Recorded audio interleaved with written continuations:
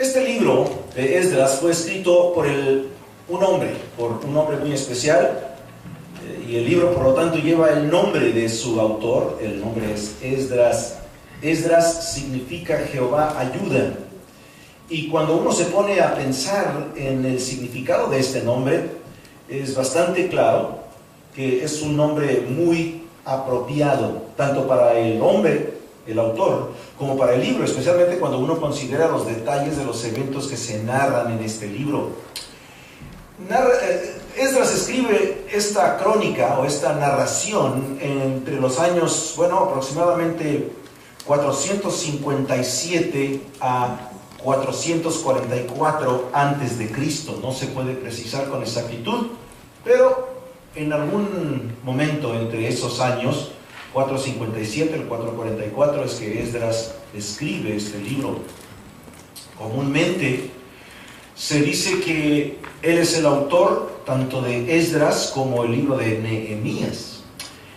Ahora, el hecho de que Esdras es el autor se puede documentar o se puede apoyar por evidencia interna. Específicamente, digo esto, porque después de que él parte, de que él personalmente sale de Babilonia con rumbo a Jerusalén, a partir del versículo 28 del capítulo 7, él escribe en la primera persona. O sea, él estaba escribiendo en la tercera persona y ahora él cambia a escribir en la primera persona. Además, hay apoyo para el hecho de que él es el autor, y se encuentra este apoyo en el hecho de que Primera y Segunda de Crónicas detallan la historia del pueblo de Israel mientras que se encuentra en el exilio. Y es lógico que si esto es así, entonces que este libro, Esdras, continuaría la narración de Israel al estar en el exilio y luego salir de. Finalmente, la tradición hebrea ha afirmado que Esdras es el autor. Así que creemos con bastante seguridad que Esdras es el autor del libro que lleva su nombre. Ahora, Esdras era un hombre muy estudiado, como vamos a ver posteriormente, pero él tenía una posición muy importante en el reinado de los persas. Y ahora que los medo-persas han conquistado a Babilonia, a él se le permite acceso a todos los archivos, a todos los récords del reino persa. Y por lo tanto, algunas de las cosas que él escribe en este libro ya no están escritas en el hebreo, sino están escritas en el arameo. Inclusive,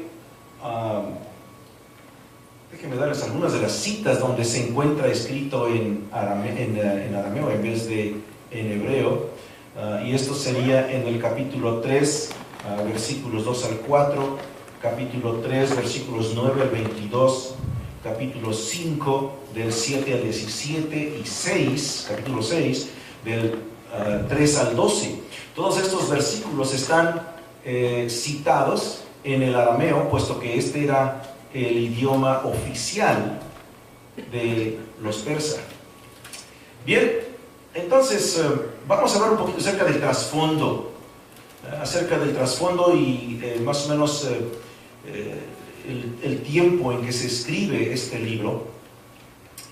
Y como recordamos, Israel es el pueblo escogido de Dios. Vamos a Deuteronomio para ver allí lo que el Señor dice acerca de Israel. Deuteronomio 7, inclusive está en su boletín, pero vamos a la Biblia porque vamos a estar viendo algunos versículos más. En Deuteronomio capítulo 7, versículo 6, que también tiene una referencia cruzada en 14, versículo 2. Esos dos versículos dicen exactamente lo mismo, pero Deuteronomio 7, 6 dice así: porque tú eres pueblo santo para el Señor tu Dios. El Señor tu Dios te ha escogido para ser pueblo suyo de entre todos los pueblos que están sobre la faz de la tierra. Ahora, la pregunta lógica que podemos hacernos es la siguiente: ¿por qué es que Dios escogió a Israel? ¿Acaso sería porque ellos de alguna forma eran un grupo étnico superior a los demás? ¿Había acaso más judíos que cualquier otra etnicidad? Vamos a encontrar la respuesta en los versículos 7 y 8 de este mismo séptimo capítulo de Deuteronomio. Así que Deuteronomio 7:7 dice: el Señor no puso su amor en vosotros, ni os escogió por ser vosotros más numerosos que otro pueblo, pues erais el más pequeño de todos los pueblos. Mas, porque el Señor os amó y guardó el juramento que hizo a vuestros padres, el Señor os sacó con mano fuerte y os redimió de casa de servidumbre de la mano de Faraón, rey de Egipto. Así que no, Dios no escoge a Israel por ninguna razón que nosotros podamos entender, por ninguna razón humana, por ningún beneficio, por ninguna superioridad del pueblo judío. Más bien, Dios escoge a Israel porque Él es un Dios soberano y porque Él amó a Israel. ¿Por qué? Porque Él quiso, y hasta allí.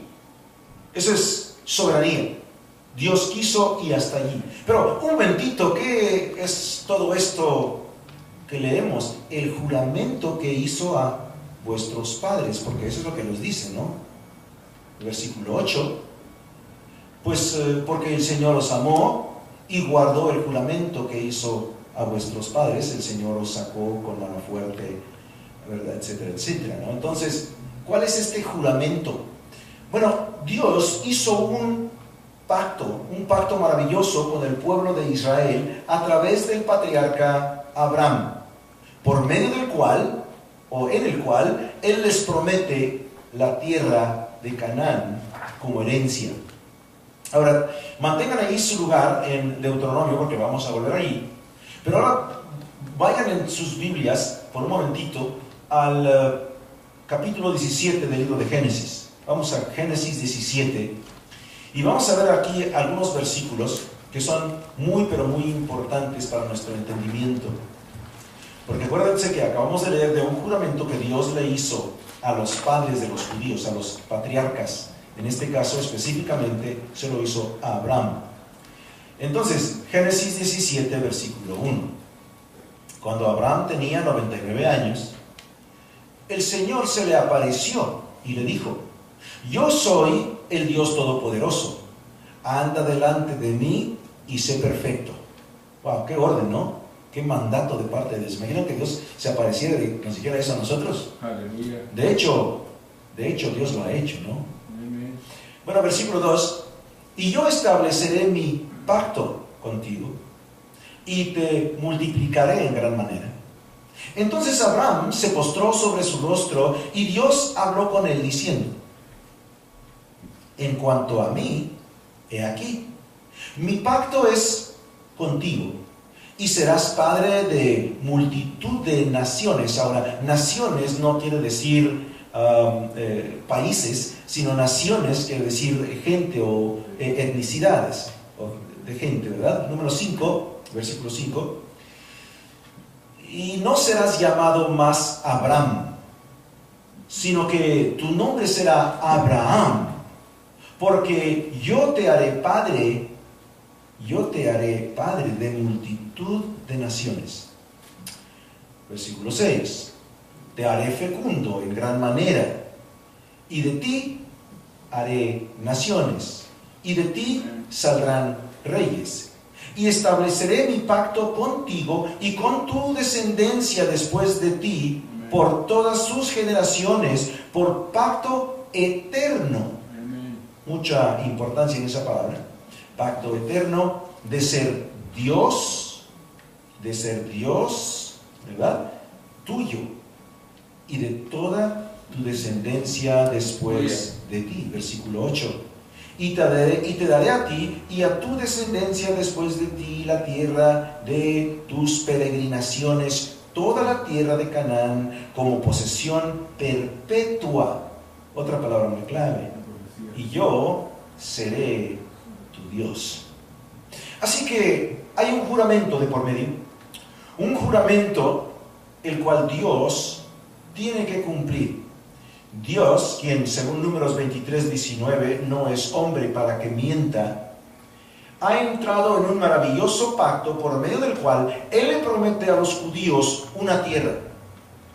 Y promete que este pacto es un pacto eterno, y promete que esta tierra será una herencia perpetua, es decir, para siempre para ellos. Y promete que Él será su Dios y ellos serán su pueblo.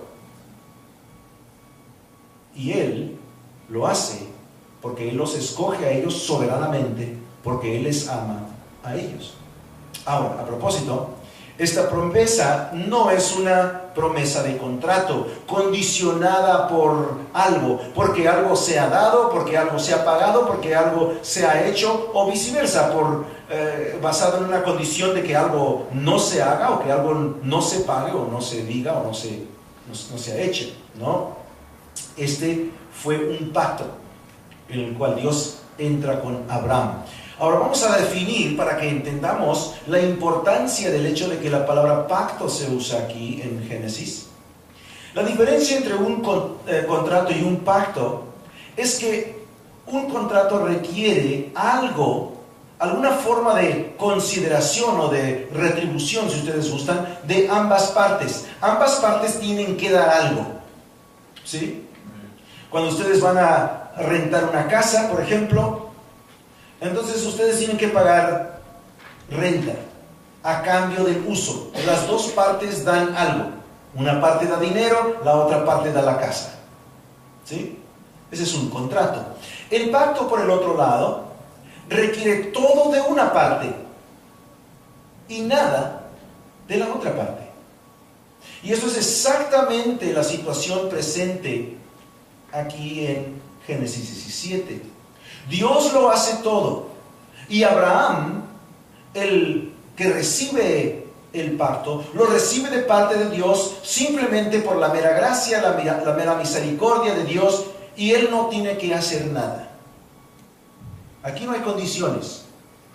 Aquí simplemente está el pacto. Dios prometiendo: yo voy a darte esta tierra, voy a darte muchas naciones, o sea, voy a darte mucha descendencia, y se acabó.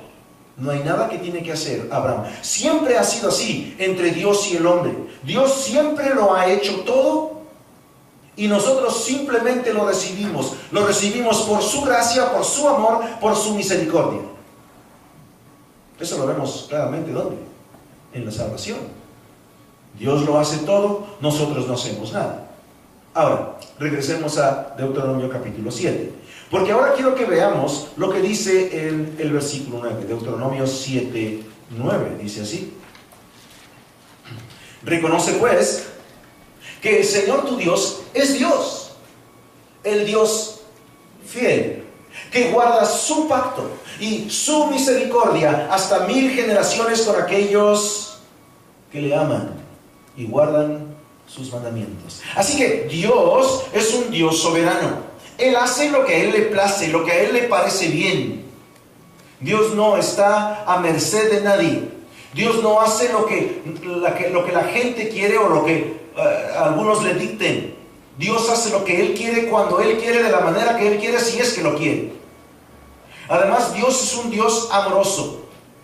Y Dios es un Dios fiel. Es lo que acabamos de leer, ¿no?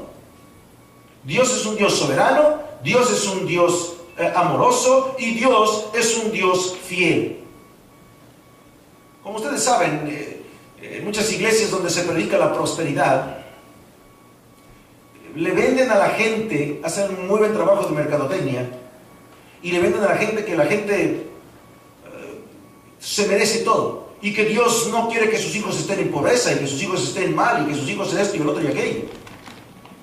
Y sabemos que eso no es cierto. Dios jamás ha hecho esas promesas. Dios hace lo que Él quiere, cuando Él quiere, y por mucho que le pidamos o por mucho que le roguemos, Dios no va a hacer lo que nosotros queremos si es algo en contra de su voluntad. Solamente cuando le pedimos algo conforme a su voluntad, 1 de Juan 5, 14 y 15, es cuando Dios responde. Pero Dios no está atado por nuestra fe o falta de fe. Dios no está atado por cualquier cosa que alguien quisiera imponerle. Él hace lo que Él quiere. Bueno, en fin, cuando Israel está en esclavitud en Egipto, Dios les libra, y les libra con mano poderosa, como acabamos de ver hace unos momentos. Y les libra ¿con qué fin? Que Israel le sirva y le alabe a Él exclusivamente. Creo que esa palabra exclusivamente es una palabra muy clara, porque Dios no los pone en libertad para que ellos alaben a Dios y también alaben a otros dioses, o para que ellos les sirvan a Dios y también les sirvan a otros dioses, ¿no? Dios les libra para que ellos le alaben y le sirvan nada más a Él. Y escuchen esto: Dios nos ha salvado a nosotros, a cada uno de los que estamos en este recinto, para que nosotros le amemos, para que nosotros le sirvamos, para que nosotros le adoremos exclusivamente y solamente a Él. El problema es que muchos de nosotros queremos amar, queremos servir, queremos adorar a otros dioses que nosotros mismos nos fabricamos. Pero bueno, antes de entrar en la tierra prometida, el pueblo de Israel consistentemente desobedece al Señor en todas las maneras, en todas las formas. Entonces Dios permite que venga la adversidad sobre ellos. Inclusive hay enemigos que se les presentan, se les oponen, luchan contra Israel. Y cuando Israel empieza a perder estas guerras y empiezan a ser victimizados por sus enemigos, ellos claman a Dios, y luego después Dios los liberta. Dios los libra de sus enemigos. Y luego, finalmente, al tomar posesión de la tierra, este ciclo no cambia, porque Israel todavía sigue bien enfrascado en el pecado. Ellos empiezan a cometer toda clase de idolatría. En Segunda de Reyes capítulo 17, versículos 7 al 18 nos habla de eso. También en Jeremías 7, 7 al 13 nos habla también la Biblia de que el pueblo de Israel estaba muy fuertemente inmiscuido en toda clase de inmoralidad.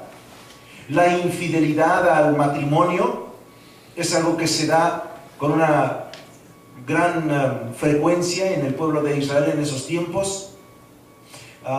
Ellos tratan injustamente a la gente y tantas cosas más. Son desobedientes a Dios. Inclusive hasta decidieron que ellos querían un rey. Ya lo vimos la vez pasada, ¿no?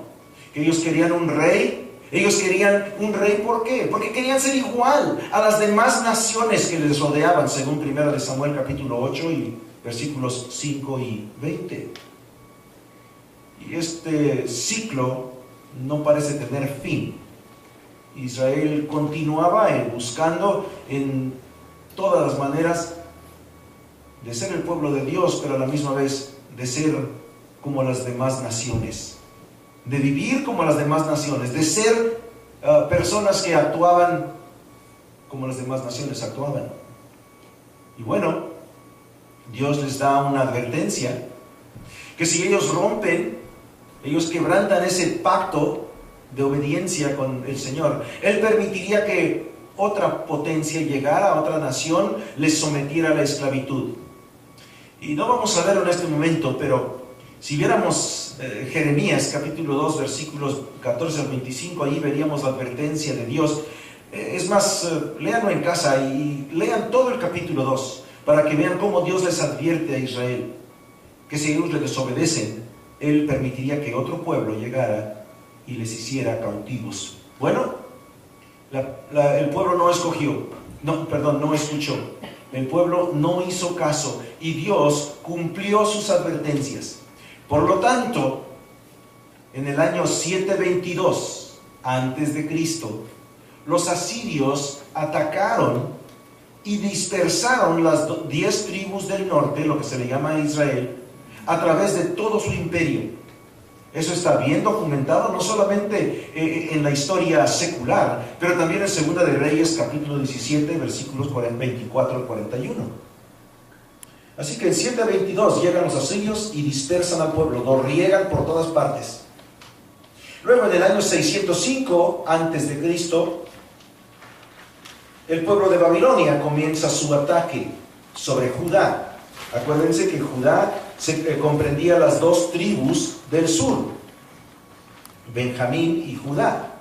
Así que llega entonces, ya está dispersado Israel, las 10 tribus están dispersadas a través de todo el imperio asirio, y luego llega Babilonia y empiezan ellos a atacar a Judá, destruyen a Jerusalén, destruyen el templo y deportan a la familia real, es decir, a la familia del rey y a toda la gente de la clase superior. Le empiezan a deportar a Babilonia en el año 586 a.C. Allí permanecerían en cautiverio por 70 años en cumplimiento de lo que Dios les había advertido en Jeremías 25, versículo 11. Es más, vamos a Jeremías para ver qué exactamente les dice Dios. Jeremías 25, versículo 11. Abran sus Biblias allí para ver eso juntos. Jeremías 25, 11. Dios le está advirtiendo a Israel. Dice así: toda esta tierra será desolación y horror, y estas naciones, es decir, esta gente, ¿no? Y estas naciones servirán al rey ¿de quién? De Babilonia. Y luego fíjense en las siguientes dos palabras. Estas naciones servirán al rey de Babilonia, ¿qué? 70 años. ¿Y saben qué pasó enseguida? Miren lo que pasó enseguida. Ellos fueron tomados cautivos por Babilonia. En el año 539 antes de Cristo, los medopersas, o sea, los persas, el siguiente imperio viene, y bajo el liderazgo del rey Ciro, ellos atacan y derrotan a Babilonia. Un año después, en el año 538, después de 70 años de cautiverio bajo Babilonia, Ciro permite a los judíos regresar a Jerusalén para empezar la reconstrucción del templo. Se cumple la palabra de Dios. Imagínense ustedes, el profeta profetiza al futuro diciendo 70 años iba a estar cautivo Israel. Ahora, ¿porque el profeta era tan listo? No, porque Dios le dijo. Dios le dijo al profeta. Y se cumple la profecía. Se cumplió. Interesantemente, los profetas de hoy día no son profetas, No hay profetas hoy día. Hay gente que se autoadjudica a ser profetas, pero no son profetas. Bueno, así que entonces Israel es deportado. Israel es deportado en 3 olas. La primera deportación ocurre en el año 605. Luego después, en el año 597, y luego finalmente en 586. Son las 3 olas de deportación a Babilonia, y queda el pueblo totalmente fuera de Israel y de Judá. Sin embargo, este regreso a Jerusalén para reconstruir el templo y reconstruir las paredes, los muros, parecería algo fabuloso, y lo era, y lo fue, porque Dios estaba cumpliendo su promesa. Pero lo que se reconstruyó no quedó de ninguna manera tan hermoso como lo que había antes. No retenía la gloria de lo que había sido construido anteriormente. Ahora, al tomar pues este libro de Esdras para estudiarlo, es importante que nosotros entendamos que este libro de Esdras no es simplemente una colección de datos históricos o de nombres o fechas históricas, que no es simplemente una compilación de información cultural, social o religiosa de los judíos.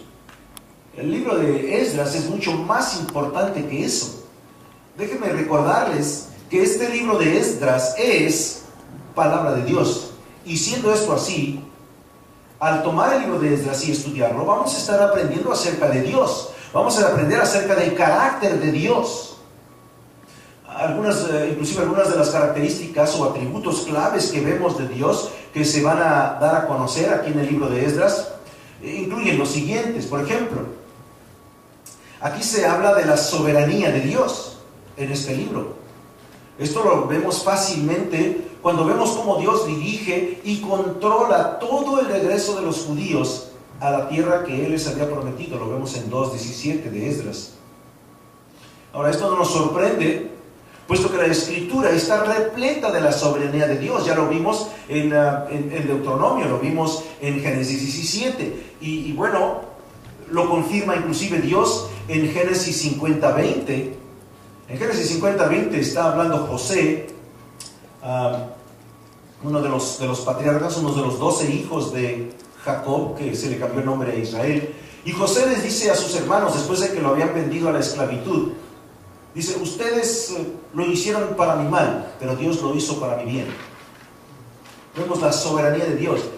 La Biblia, como dije, está repleta de la soberanía de Dios. Entre otras citas que hablan de la soberanía de Dios, se encuentran Job 42:2, Proverbios 16:1, Mateo 16:9 al 30, Juan 6:37, Juan 8:28 y demás. Bueno, no solamente hablamos de la soberanía de Dios en Esdras, pero también Esdras habla en referencia a la sabiduría de Dios en Esdras 7:25. Tercero, Esdras hace notar la bondad de Dios en Esdras 8:18. Se ve el poder de Dios resaltar en Esdras 8:22. Quinto, Esdras recuerda al pueblo y también a nosotros de que Dios es un Dios que se llena de ira por el pecado en 8:22 de Esdras. Finalmente, número 6, Esdras nos enseña acerca de la justicia de Dios en Esdras 9:15. Así que hablamos de Dios en Esdras, aprendemos acerca de Dios, quién es, cómo es nuestro Dios. Pero no solamente hablamos de Dios en Esdras, también Esdras nos habla de algo más, porque no solamente nos habla del pasado, Esdras nos habla también del futuro. Todo el Antiguo Testamento habla del futuro, siempre está viendo hacia el futuro, ¿no es así? Así que Esdras no es la excepción y por lo tanto encontramos a Cristo en el libro de Esdras también. Y alguien pudiera decir: bueno, pero si yo leo el libro de Esdras, yo no veo el nombre de Cristo allí. Exacto, pero déjenme decirles, sí hay alusiones a Cristo. Primeramente, Dios permite, y no solamente permite, sino Dios orquesta, es decir, Dios pone las cosas de tal manera que Israel regrese a su tierra prometida. Y el hecho de que Dios orquesta todo esto ilustra su perdón incondicional, que a la larga sería proveído a través de Jesucristo. Israel, que no se merecía ser regresada a su tierra, Israel, que no se merecía volver a Jerusalén de nuevo, regresa. ¿Por qué? Porque el perdón de Dios no tiene condiciones. El perdón de Dios es incondicional. ¿Y a través de quién es que tú y yo podemos recibir ese perdón incondicional? Jesucristo. Así que Jesucristo está reflejado allí en Esdras. Segundo, la protección, la preservación de la nación judía reafirma el compromiso de Dios para proveer un redentor a través de David. Pero un redentor no solamente para los judíos, sino para todos los que creen. ¿No es así? ¿No es lo que nos dice Juan 3:16? Para que todo aquel que él cree no se pierda, mas tenga vida eterna. Entonces Dios salva a Israel del cautiverio, porque Él quiere, y lo hace de la manera que Él quiere, para ilustrar cómo Él proveerá un redentor para salvarnos del pecado, salvarnos de la esclavitud del pecado. Bueno, vamos a tornar nuestra atención a algunos de los libros que de alguna manera están relacionados con el periodo del exilio. Ya vimos la vez pasada de que estamos viendo la historia de Israel y que tiene varias etapas, varias partes, ¿no? La parte de la formación de Israel, la esclavitud en Egipto, luego el periodo del éxodo, donde anduvieron en el desierto por 40 años, luego el periodo de la posesión de la tierra, luego el periodo del exilio, cuando fueron regados por todas partes. Así que hay varios libros que tienen que ver con este periodo de exilio y con el retorno a Israel, o a Jerusalén, más bien.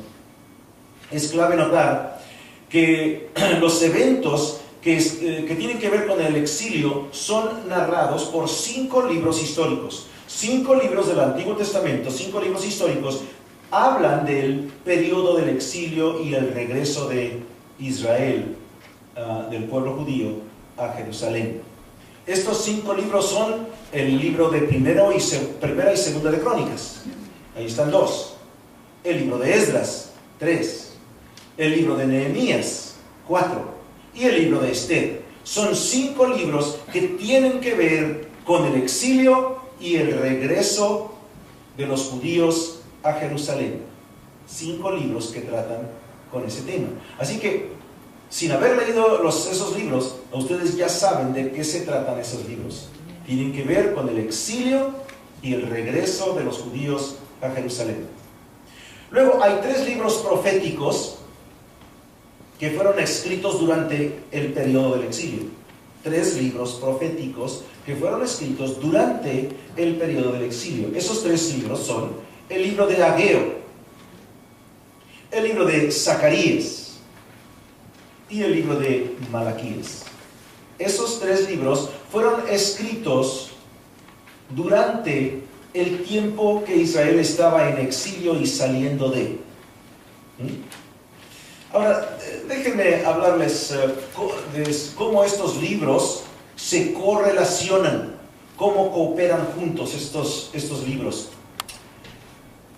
Primera y Segunda de Crónicas presentan una recapitulación, es decir, como un resumen de los eventos históricos durante los últimos días del exilio.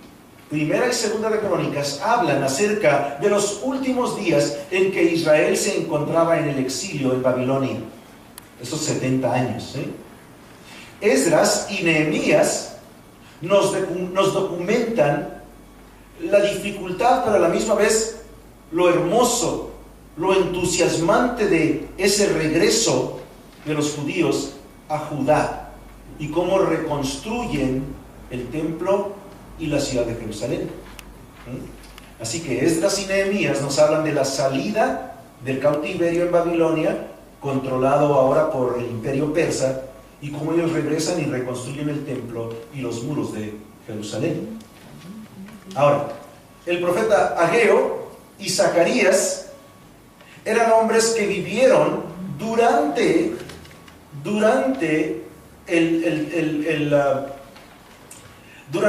Esdras capítulos 4 y 6. ¿Okay? Una vez más, estos profetas, Ageo y Zacarías, eran profetas activos. Estaban ellos profetizando para Dios durante los eventos que se narran en Esdras capítulo 4, 5 y 6. ¿Sí? En lo que se reconstruye el templo. El profeta Malaquías escribe y profetiza durante el tiempo cuando Nehemías, que ya estaba en Jerusalén, o sea que fue a Jerusalén, regresa al reinado persa. Y eso lo vemos en Nehemías 13:6. Déjenme decirlo otra vez para que no se me confundan. Nehemías escribe, Malaquías, el profeta, escribe cuando Nehemías regresa de nuevo, porque acuérdense que él y Esdras salieron, ¿verdad? Ellos salieron del cautiverio de Babilonia, de la tierra de lo que era antes de Babilonia, salieron para llevar a la gente de regreso a reconstruir. Y cuando él regresa, cuando Nehemías regresa de nuevo a su trabajo con el rey persa, entonces es cuando este profeta Malaquías escribe su libro profético. ¿Okay? Así que estoy tratando de darles más o menos un trasfondo, una idea de cómo es que estos libros se correlacionan juntos y hablan más o menos de lo que está pasando en ese tiempo de exilio y de la reconstrucción, de la salida de lo que antes fuera Babilonia, que ahora está controlado por los persas, que salen a reconstruir el templo y los muros de Jerusalén. Bueno, un punto final. Todos estos libros evidencian un cambio de énfasis, mientras que ciertamente una de las metas principales de estos libros es de confirmar cómo es que Dios tiene un pacto inquebrantable con el rey David, de que siempre habría un rey en el trono de David.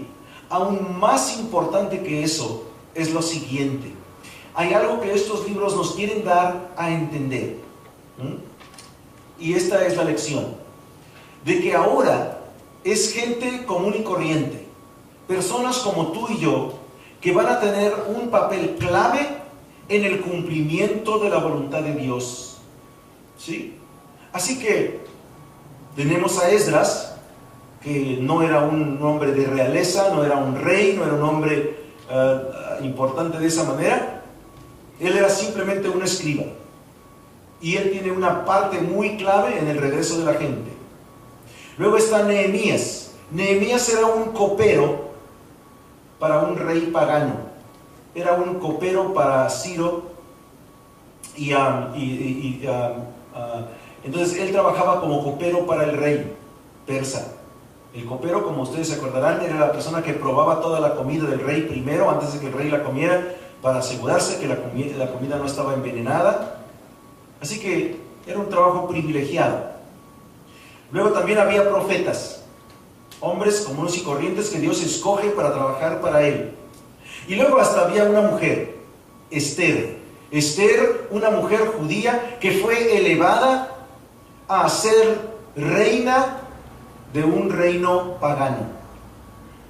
De pronto una judía ocupa un lugar importantísimo. No tenemos tiempo para narrar qué es lo que hace Esther, aparte de decir de que ella logra salvaguardar la sobrevivencia del pueblo judío, puesto que había un hombre que quería matar a todos los judíos, y ella logra usar su influencia como reina para salvar al pueblo judío de la exterminación.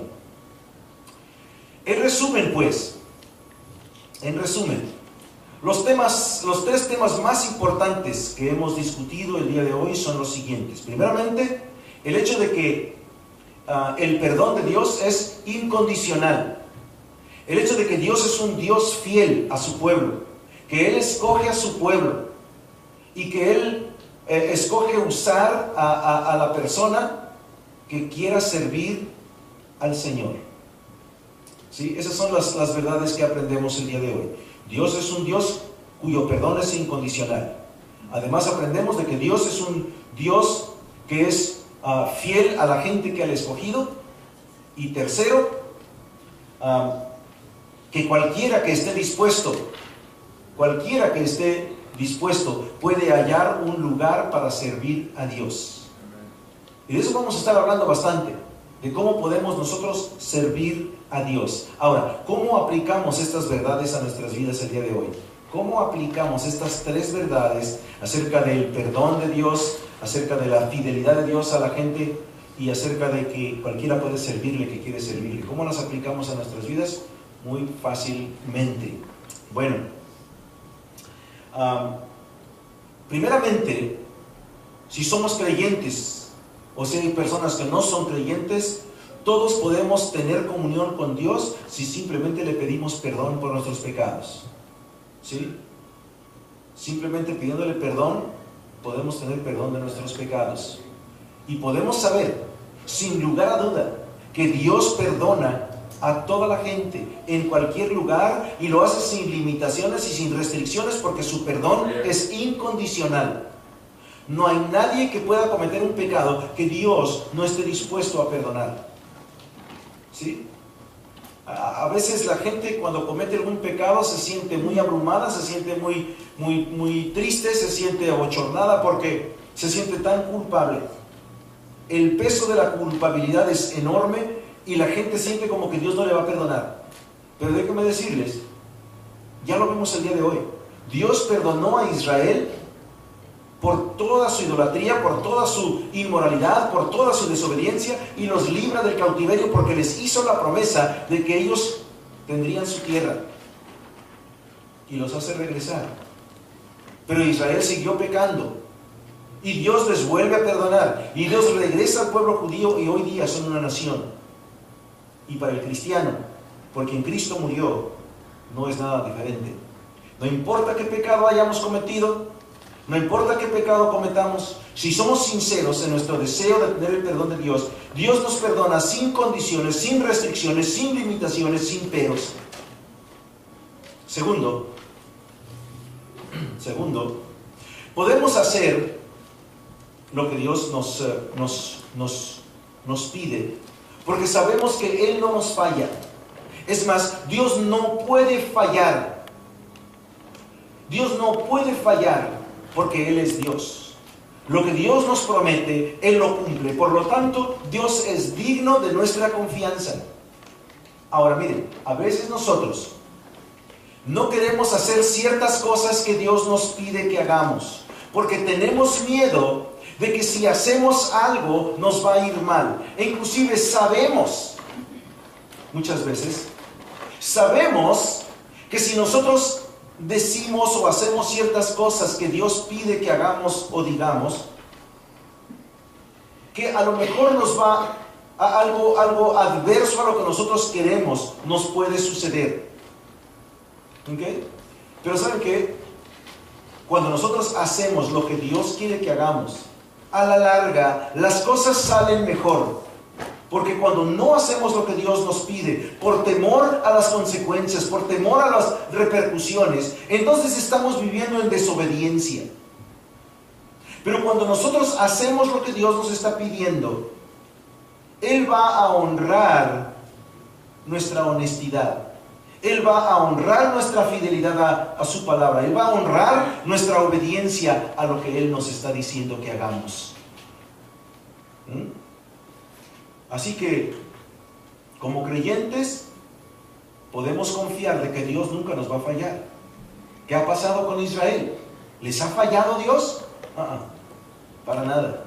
Hoy día Israel se encuentra todavía en desobediencia a Dios, porque no han reconocido a Jesucristo como el Mesías que Dios les había prometido. No reconocen a Cristo como el Rey que siempre estaría sentado sobre el trono de David. Pero aún así, Dios no les ha faltado. Aún así, Dios les es fiel. Aún así, Dios está allí. Aún así, Dios va a traer a Israel no solamente a su nación, como ya lo hizo el 14 de mayo de 1948, pero va a traer a Israel a sus pies. Ahorita Dios ha hecho a Israel a un lado, para que tú y yo, los que no somos judíos, los que somos gentiles, tengamos oportunidad de escuchar el Evangelio y creer en Él. Pero un día, cuando todos los gentiles hayan creído, entonces Dios va a cambiar el corazón de Israel. Dios va a suavizar el corazón de los judíos y ellos van a regresar a Él y le van a alabar como su Señor y Salvador, a Jesucristo. Tercero, el estar bien delante de Dios y el obedecer a Dios como Él debe de ser obedecido porque le confiamos. Ahora nosotros podemos ocuparnos pues en el trabajo de Dios, en la obra de Dios. Cuando nosotros entendemos de que Dios es un Dios fiel y que Él nos perdona y que Él quiere que nosotros estemos ocupados sirviéndole, amándole y adorándole nada más a Él, y nosotros nos sinceramente dedicamos a hacer eso, entonces Dios va a cambiar nuestras vidas, a transformar nuestras vidas de tal manera que en nuestro hogar, en nuestra iglesia y en nuestro empleo las cosas van a ser mejor. Así que eso es lo que hemos aprendido el día de hoy. Dios es un Dios soberano, un Dios que perdona sin condición, un Dios que nunca falla, que siempre es fiel, un Dios que es digno de ser confiado. Tú y yo, por lo tanto, siempre podemos regresar a Él, no importa en qué manera le hayamos ofendido, porque Él no nos escoge en base a cualquier condición que nosotros como humanos podamos poner. Él nos perdona, Él nos recibe en base a su soberanía, en base a su amor, en base a su fidelidad al pacto que Él ha hecho mediante la sangre de Jesucristo. Por eso es que en el Nuevo Testamento, cuando tomamos la comunión, nos habla y dice Cristo: este es el pacto en mi sangre. Dios nos perdona sin condiciones, porque Él lo hizo todo para que tú y yo pudiéramos ser salvos. Déjame hacerte esta pregunta: ¿acaso tú crees lo que has visto, lo que has escuchado en este día? Y si lo crees, ¿estás dispuesto a aplicar estas verdades en tu vida? Vamos a orar.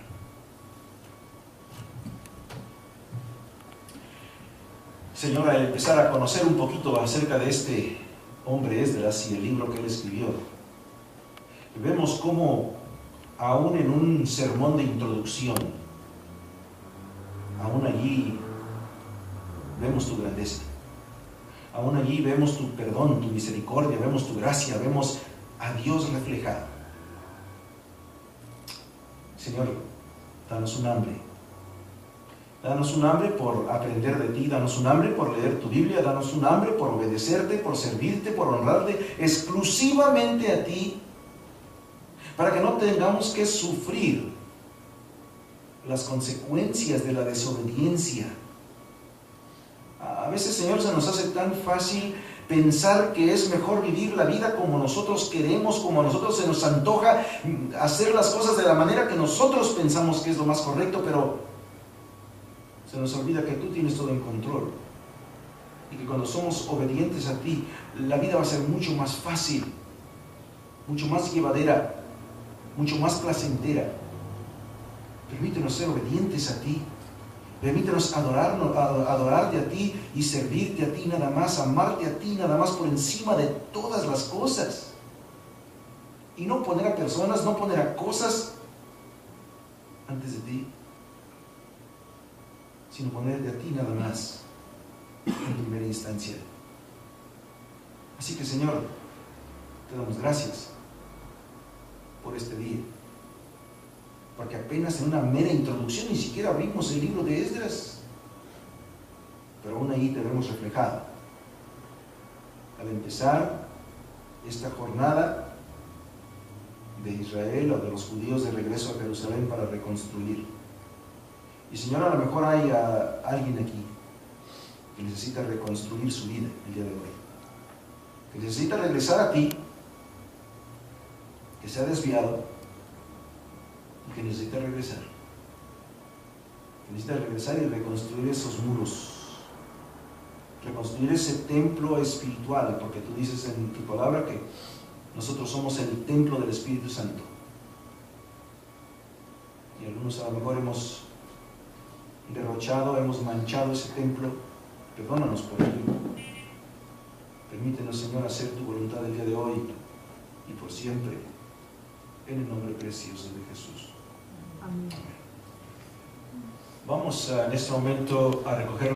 Este libro de Esdras fue escrito por un hombre muy especial, y el libro, por lo tanto, lleva el nombre de su autor. El nombre es Esdras. Esdras significa Jehová ayuda. Y cuando uno se pone a pensar en el significado de este nombre, es bastante claro que es un nombre muy apropiado, tanto para el hombre, el autor, como para el libro, especialmente cuando uno considera los detalles de los eventos que se narran en este libro.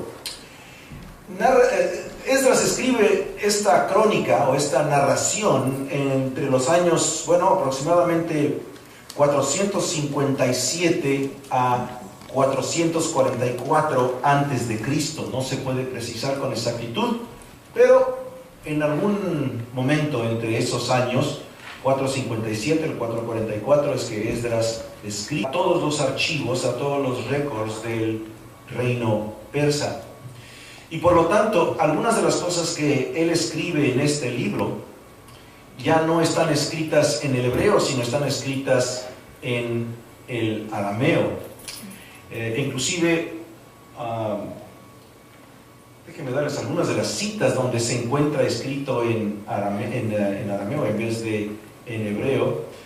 Y esto sería en el capítulo 3, versículos 2 al 4, capítulo 3, versículos 9 al 22, capítulo 5, del 7 al 17, y 6, capítulo 6, del 3 al 12. Todos estos versículos están citados en el arameo, puesto que este era el idioma oficial de los persas. Bien, entonces vamos a hablar un poquito acerca de este libro. Comúnmente se dice que él es el autor tanto de Esdras como el libro de Nehemías. Ahora, el hecho de que Esdras es el autor se puede documentar o se puede apoyar por evidencia interna. Específicamente, digo esto, bueno, porque después de que él parte, de que él personalmente sale de Babilonia con rumbo a Jerusalén, a partir del versículo 28 del capítulo 7, él escribe en la primera persona. O sea, él estaba escribiendo en la tercera persona y ahora él cambia a escribir en la primera persona. Además, hay apoyo para el hecho de que él es el autor, y se encuentra este apoyo en el hecho de que Primera y Segunda de Crónicas detallan la historia del pueblo de Israel mientras que se encuentra en el exilio. Y bueno, es lógico que si esto es así, entonces que este libro, Esdras, continuaría la narración de Israel al estar en el exilio y luego salir de. Finalmente, la tradición hebrea ha afirmado que Esdras es el autor. Así que creemos con bastante seguridad que Esdras es el autor del libro que lleva su nombre. Ahora, Esdras era un hombre muy estudiado, como vamos a ver posteriormente, pero él tenía una posición muy importante en el reinado de los persas. Y bueno, ahora que los medo-persas han conquistado a Babilonia, a él se le permite acceso al trasfondo, acerca del trasfondo y más o menos el tiempo en que se escribe este libro. Y como recordamos, Israel es el pueblo escogido de Dios. Vamos a Deuteronomio para ver allí lo que el Señor dice acerca de Israel. Deuteronomio 7, inclusive está en su boletín, pero vamos a la Biblia porque vamos a estar viendo algunos versículos más. En Deuteronomio capítulo 7, versículo 6, que también tiene una referencia cruzada en 14, versículo 2. Esos dos versículos dicen exactamente lo mismo, pero Deuteronomio 7, 6 dice así: porque tú eres pueblo santo para el Señor tu Dios te ha escogido para ser pueblo suyo de entre todos los pueblos que están sobre la faz de la tierra. Ahora, la pregunta lógica que podemos hacernos es la siguiente.